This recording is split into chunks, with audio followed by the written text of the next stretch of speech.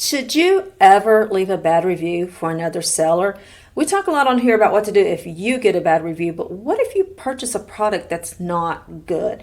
Well, here's 3 people that you should consider when leaving reviews on Teachers Pay Teachers. Hello everyone, my name is Sherry from Rolling Acres Education. Welcome to my channel, or welcome back if this is not your first time.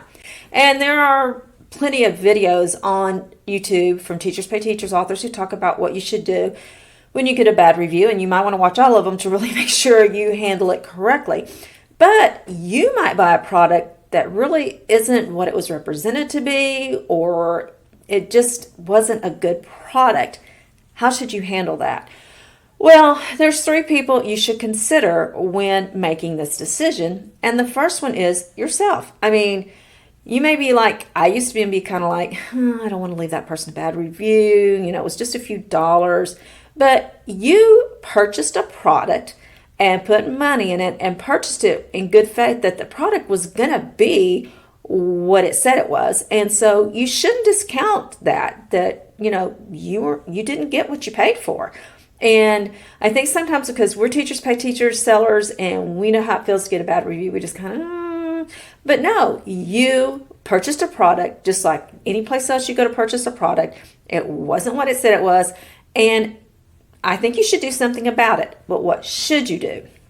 Well, the second person you want to consider is the seller.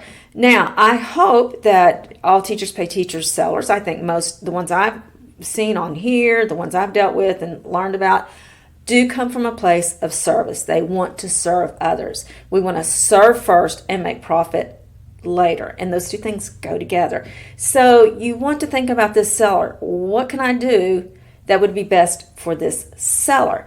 And it's not best for that seller for you just to ignore that problem. Maybe they're not aware of it. Okay, so you want to think about that seller. What can I do to help this seller? So I personally would contact the seller. Now, I wouldn't leave a review right away. Okay, I would wait. I would talk, and that's, you know, for example, I had that product where I only uploaded 1 page, but you could see in the preview and all that there were more pages. You know, and this person got upset and they gave me a 1-star review and fussed about it, but then they went back and corrected it. So that's why I think you need to be careful. Don't leave a review right away. Send the person a message, and I think you have to, the only place I've seen is to do it through the question and answer, but you know, they can delete it later if they want to, and just say, you know, look, I purchased this product, and you know, I just want to give you a chance to correct it because this, or this, you know, you really have a legitimate issue here. You know, I don't want to leave you a bad review, and I don't really want to ask for a refund. So I'd like for you, you know, to give you a chance to correct this and just be, you know, sound very helpful, very gracious. You know, I don't want to give you a bad review. I want to be helpful. And so hopefully that person will react like I would and correct it. When that lady, you know, said, you know, I bought this product, there's only 1 page. This is ridiculous, blah, blah, blah. And I said, oh my gosh, I am so sorry. I made a mistake. I fixed it immediately.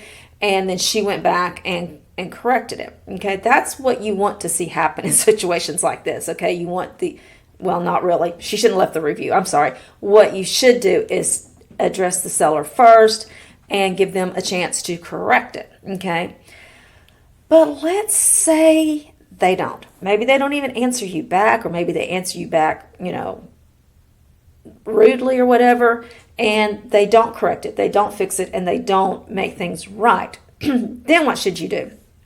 Well, the third person you want to consider is a future buyer, excuse me. You want to think about the future buyers, and you don't want to go off like, wow, I was wrong, and I'm going to blah, blah, blah. No, you're going to think, okay, this product's not good. I'm going to ask for a refund. If they never answer you back, it may be because they're not selling anymore. And so you reach out to Teacher Pay Teachers, and they'll probably refund it. If they see, you know, I reached out to this teacher, she's not even responding to me, she's not trying to make it right, or he, okay? And Teachers Pay Teachers probably refund you that money, and I would just put whatever you think and make a note. You know, I reached out to the seller, they didn't respond, so I'm thinking maybe they don't even sell anymore, but I just want you to be aware that this product, blah, blah. Be very nice, not be like, this is a crappy product, the seller was rude, you know, whatever. Just say, you know, I reached out, it wasn't made right, and I just want to say this is what I see is wrong with the product. You may not have any issues with it.